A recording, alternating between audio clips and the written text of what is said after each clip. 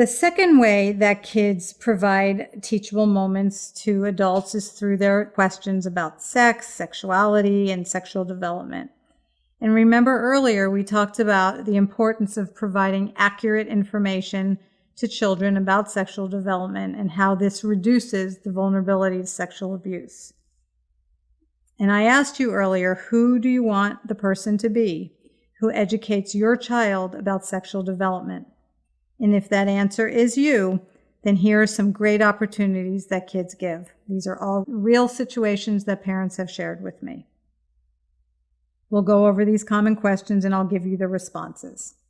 So the first one of my best friends was in Target with her 2.5-year-old boy twins, and she was pushing them down the aisle. They were in the cart, and one of her little boys began to scream and cry as loud as he could in Target, "Mommy, my penis is upside down."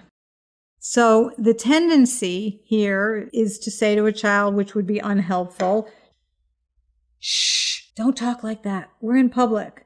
And that would not be supporting open communication. In this moment, you have an opportunity to give your child some great body safety information. And what we want to remember is not to assume what your child is saying, but to ask.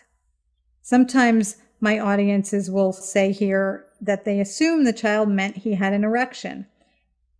And then they'll say something like, "That's okay, sweetie. Penises go upside down. That's what happens," and launch into an erection conversation. And the erection conversation is perfectly fine, but not in this moment until you find out what's going on. And that's what my friend did, is she said, "What do you mean it's upside down?" Which is how you find out what a child is saying. And what her child told her was that his penis was squishing in the diaper upside down and it was hurting. And if she would have started to talk about an erection, she would have missed the moment.